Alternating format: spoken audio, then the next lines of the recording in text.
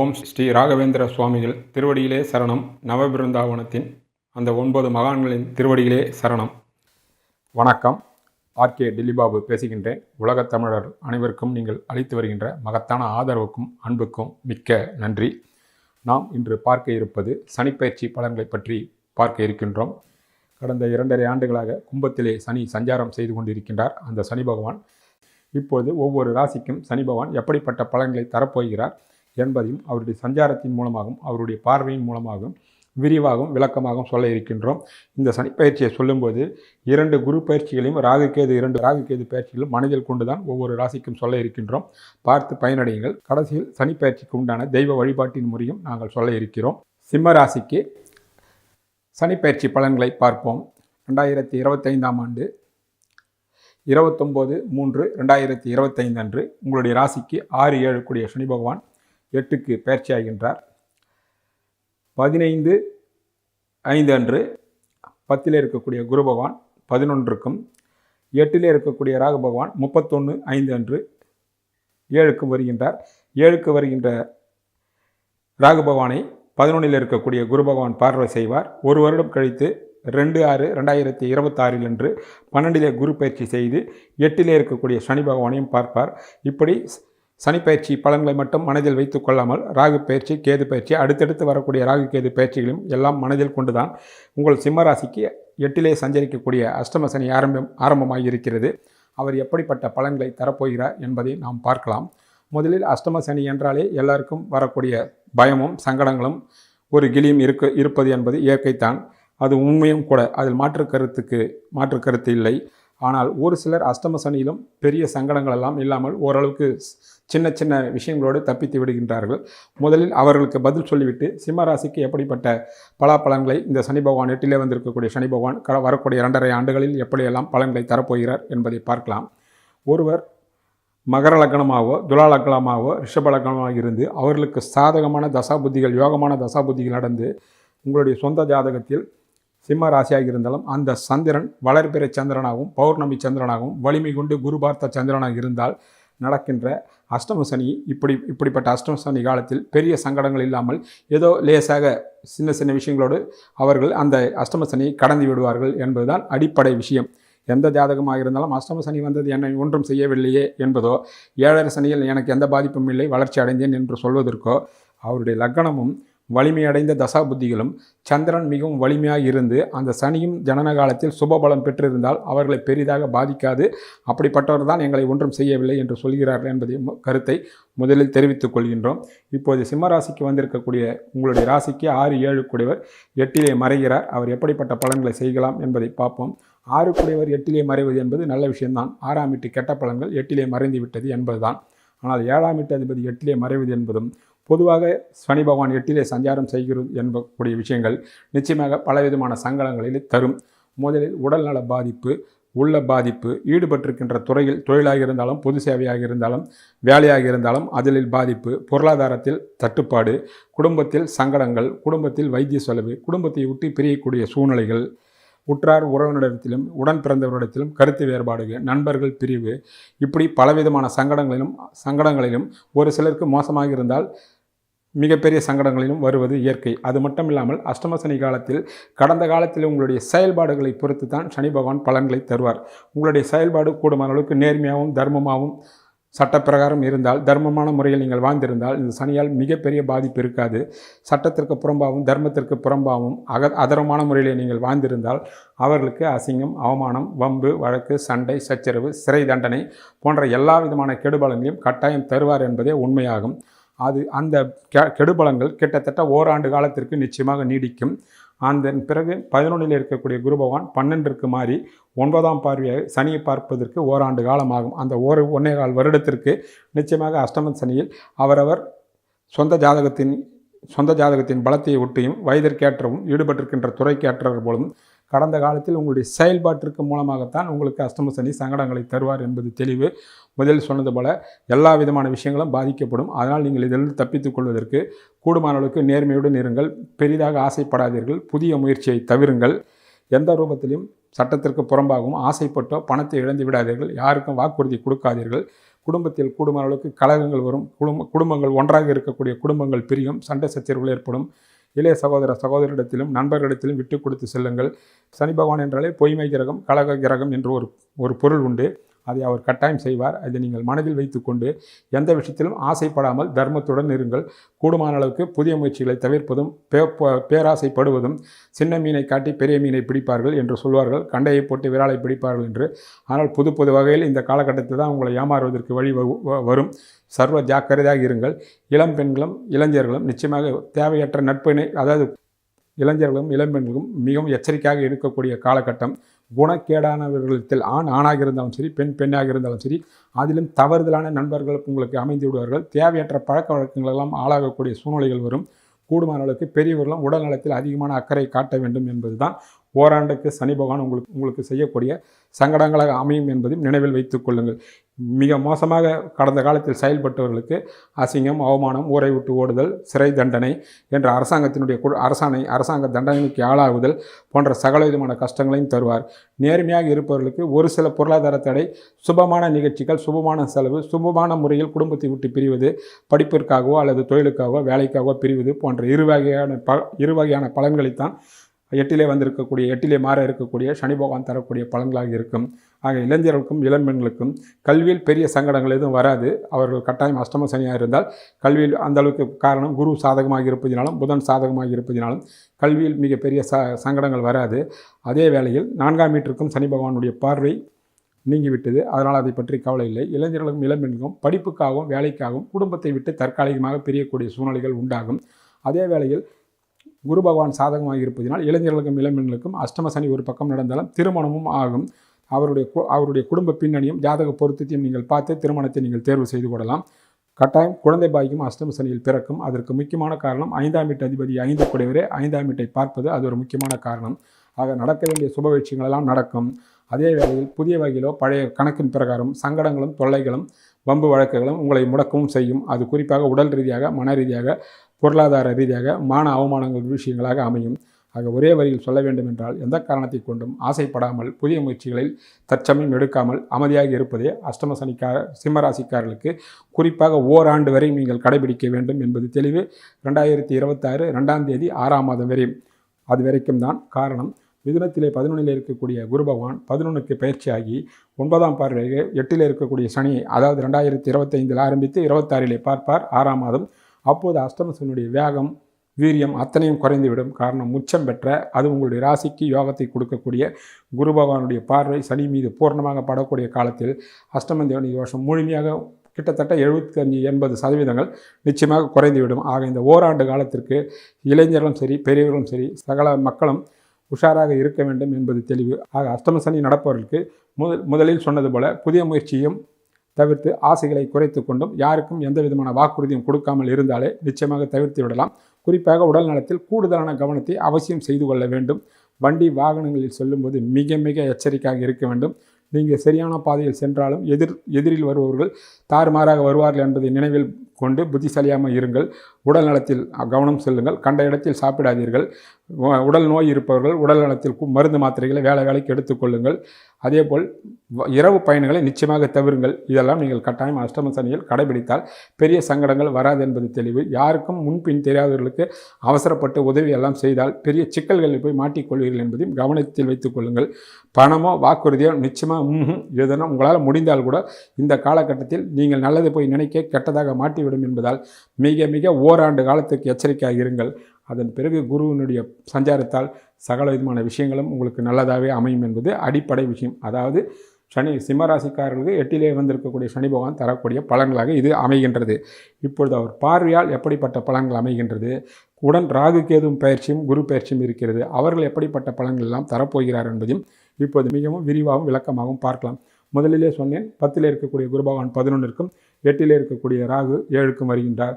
குரு 11 இருப்பது உங்களுக்கு அந்த 2025, அதாவது 15, இது 29 மார்ச் மாதம் என்றால் 3 என்றால் அது 15/5 1.5 மாத இடைவெளியிலே குரு பயிற்சி ஆகிறது என்பதற்கு உங்களுக்கு மிகப்பெரிய வரப்பிரசாதமாக இந்த அஷ்டம சனியில் அமைகின்றது.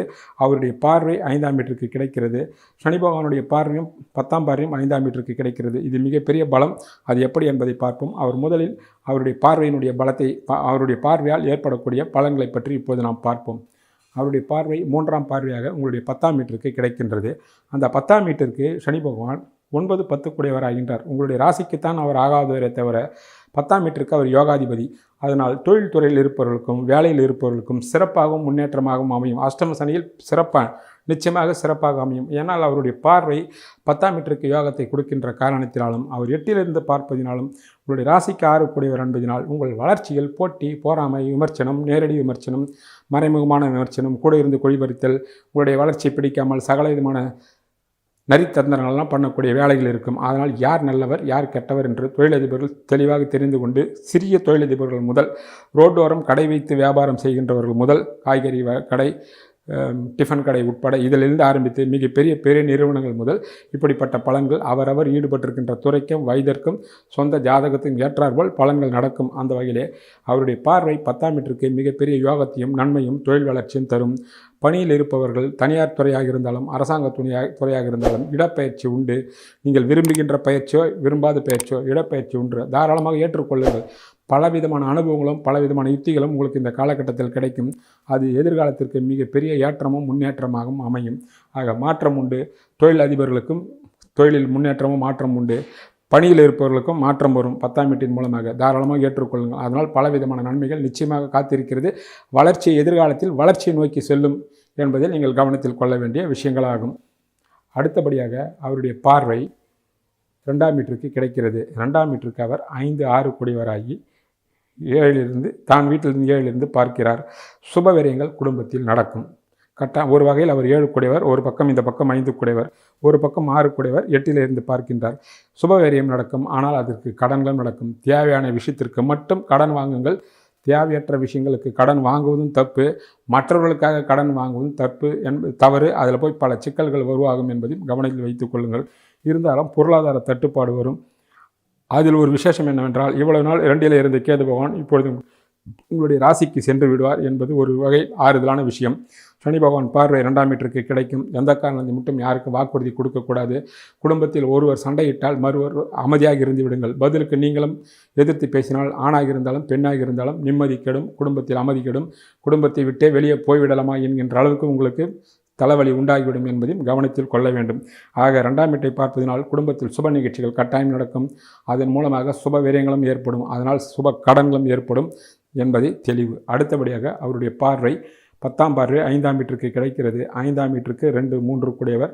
அதே 5ஆம் வீட்டை 11இல் இருக்கக்கூடிய குரு பகவான் நேரடியாக பார்க்கின்றார். அதனால் உங்களுடைய மனதில் உள்ள கனவுகளும் ஆசைகளும் திட்டங்களும் உங்களுக்கு நிறைவேறுகிறதோ இல்லையோ, உங்களுடைய பிள்ளைகளுடைய வாழ்வில் வளங்களும் வசந்தங்களும் வளர்ச்சிகளும் நிச்சயமாக படிப்படியாக வரக்கூடிய காலகட்டத்தில் இந்த பயிற்சியால் பெரிய அளவிலே அவர்கள் வாழ்க்கை செல்லும். குறிப்பாக இளைஞர்கள், இளைஞர்களாக இருந்தால், சிறியவர்களாக இருந்தால் படிப்பில் நிச்சயமாக அவரவர் பிடித்த துறை கல்வித்துறையை பிடித்து அவர்கள் எந்த கல்வித்துறையில் பிடிக்கிறதோ அதன் மூலமாக அவருடைய பயணம் வெற்றிகரமாக செல்லும்.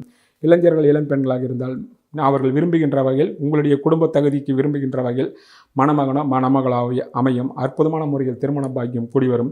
நீண்ட நாட்களாக குழந்தை இல்லாதவர்களுக்கும் குழந்தை பிறக்கும். சகல விதமான சௌபாகியங்களும் 5ஆம் வீட்டின் மூலமாக கிடைக்கும். சனியினுடைய பார்வை குருவின் வீட்டிற்கு கிடைப்பதினாலும், அதைவிட முக்கியமாக குருவே நேரடியாக பார்ப்பதினால் சகல விதமான சௌபாகியங்களும் நிச்சயமாக அவருடைய பார்வையின் மூலமாக கிடைப்பதற்கு நிறைய சாத்தியக்கூறுகள் உள்ளது என்பதை நீங்கள் தெளிவாக தெரிந்து கொள்ள வேண்டிய விஷயங்களாகும். ஆக சிம்மராசிக்கு 8இலே வந்திருக்கக்கூடிய சனி பகவான் என்ன பண்ணுவார் என்பதையும் அவர் பார்வையால் எப்படிப்பட்ட பலன்கள் என்பதையும் பார்த்தோம். இப்பொழுது ஒவ்வொரு வீட்டிற்கும் எப்படிப்பட்ட பலன்களை தரப்போகிறார், இதில் குருவும் ராகும் அவருடன் சேர்ந்து எப்படிப்பட்ட பலன்களை தரப்போகிறார் என்பதையும் பார்க்கலாம். ஆக உங்களுடைய ராசிக்கு 2ஆம் வீட்டிற்கு பார்த்ததால் அதனுடைய பலன்களை நாம் பார்த்து விட்டோம். இப்போது 3ஆம் வீட்டிற்கு அவர் 4, 5 கூடியவராகி 3ஆம் வீட்டிற்கு 6இலே சஞ்சாரம் செய்கின்றார். அதே வேளையில் 3ஆம் வீட்டிற்கு குரு பகவானுடைய பார்வையும் விழுகிறது. உங்களுடைய முயற்சியின் மூலமாகவும் தைரியத்தின் மூலமாகவும் உங்களுடைய காரியங்கள் வெற்றியடையும். அதே வேளையில் 3ஆம் வீட்டிற்கு சனியின் 6இல் இருப்பதனால் இளைய சகோதரர்கள் மூலமாகவும் நண்பர்களிடத்திலும் நீங்கள் ஏதோ ஒரு வகையில் விட்டு கொடுத்து செல்ல வேண்டும். குரு பார்வை இருப்பதால் பெரிய பாதிப்பு இருக்காது. இருந்தாலும் அவர்கள் ஏதோ ஒரு வகையில் நீங்கள் ஏதோ ஒரு பணம் கேட்டு விடுவீர்களோ, உதவி கேட்டு விடுவீர்களோ, இல்லை ஏதோ உங்கள் தர்ம சங்கடத்தில் மாட்டி விடுவீர்களோ என்று உங்களை கண்டு அவர்கள் அஞ்சு ஓடக்கூடிய வாய்ப்புகள் உருவாகும். நல்லவர் யார், கெட்டவர் யார், உண்மையான உடன்பிறப்புகள் யார், உதவி செய்யக்கூடிய நண்பர்கள் யார் என்ற போன்ற அனுபவங்கள் எல்லாம் 3ஆம் வீட்டின் மூலமாக கிடைக்கும். எதுவாக இருந்தாலும் குரு பகவானுடைய பார்வை உங்களுக்கு பக்கத்துணையாக இருக்கும். ஆனாலும் 3ஆம் வீட்டின் மூலமாகவும் கடன் வருவதற்கு நிறையவே வாய்ப்புகள் இருக்கிறது. ஆனால் கடன் விஷயத்தை நீங்கள் தேவையானதை மட்டும் நிச்சயமாக நீங்கள் எடுத்துக்கொள்ள வேண்டும். மற்ற விஷயத்தை தேவையானவற்றை தான் நீங்கள் கடன் வாங்க வேண்டும். தேவையில்லாத விஷயத்தை நீங்கள் புறம் தள்ள வேண்டும் என்பதையும் நினைவில் கொள்ள வேண்டிய விஷயங்களாகும். 3ஆம் வீட்டை பார்த்து விட்டோம். 4ஆம் வீட்டிற்கு சனி இவ்வளவு நாள் 4க்கு 4 இருந்தால் இப்போது 4ஆம் வீட்டிற்கு 5 இருக்கின்றார். 4ஆம் வீட்டுக்கு 7 சனி பகவானுடைய பார்வை படுவதினால் வீடு, வண்டி, வாசல், வாகனங்கள் மூலமாக உங்களுக்கு சுபவீரியங்கள் ஏற்படும். அதாவது இடப்பெயர்ச்சி கட்டாயம் ஏற்படும். அது குடியிருப்பு பயிற்சியோ அல்லது சொந்தமாக கட்டி கொண்டு போவீர்களோ அல்லது அலுவலகம் பயிற்சியோ ஏதோ வகையில் மாற்றங்கள் கட்டாயம் உண்டாகும்.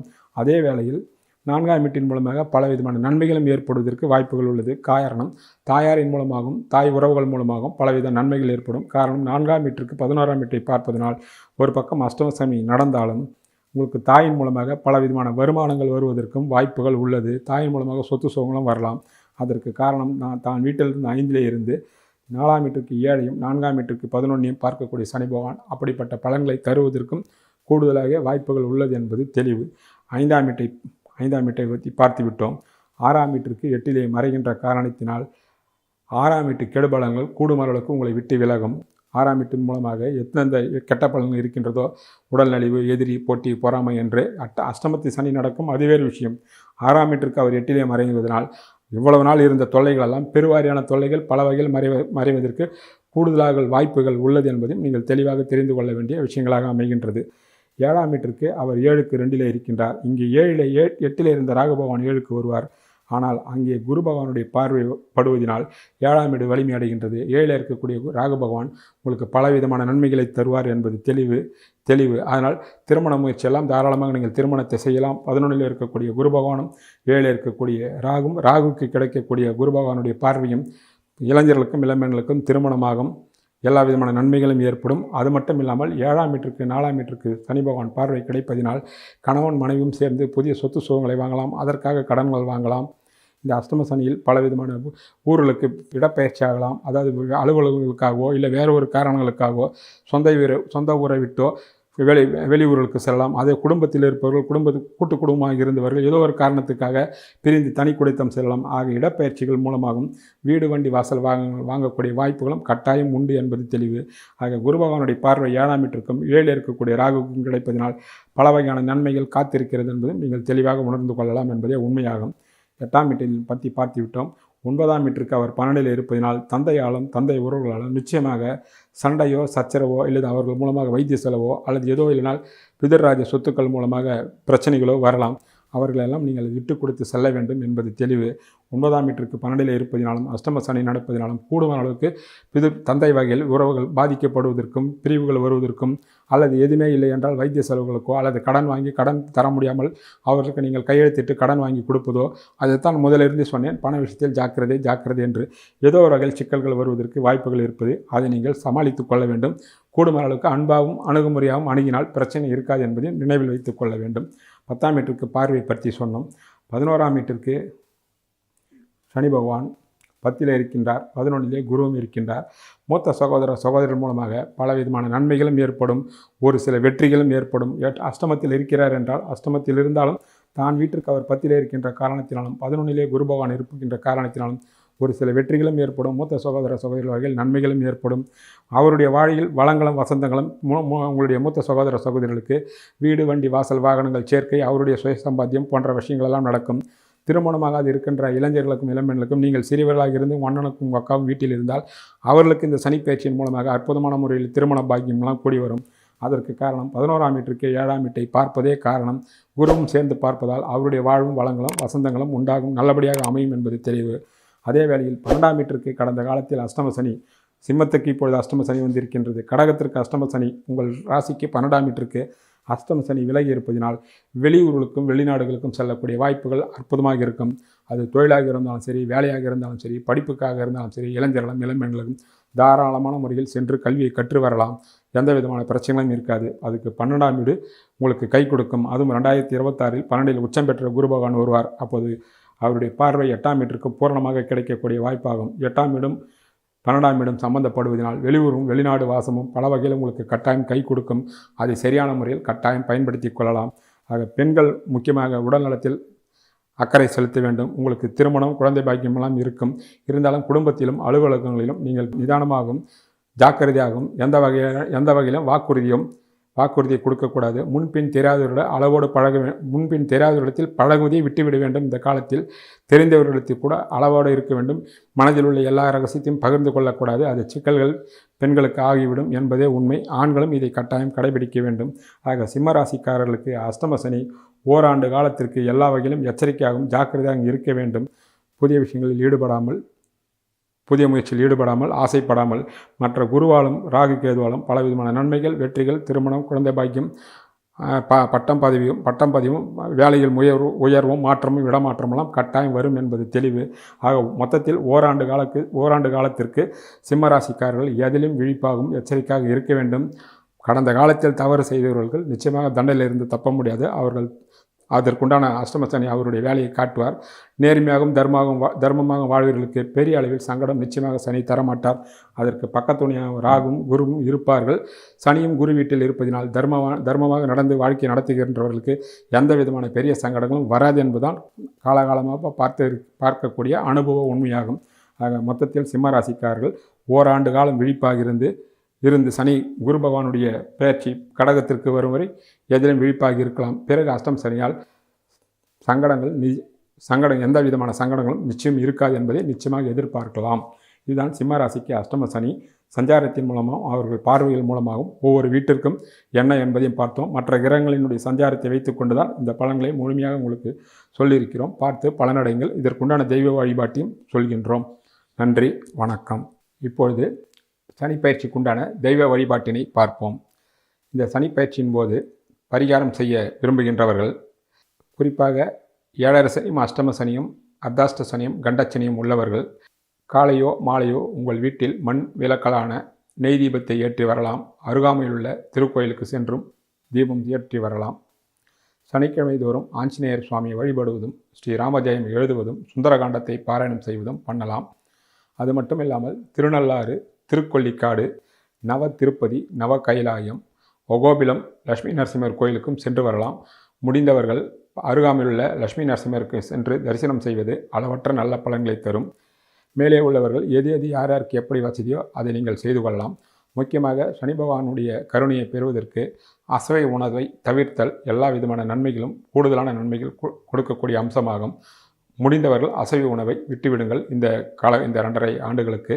அது மட்டும் இல்லாமல் உங்களாண்டான பசுக்களுக்கு அகத்திக்கீரையும் வாழைப்பழமும் வாங்கி கொடுங்கள்.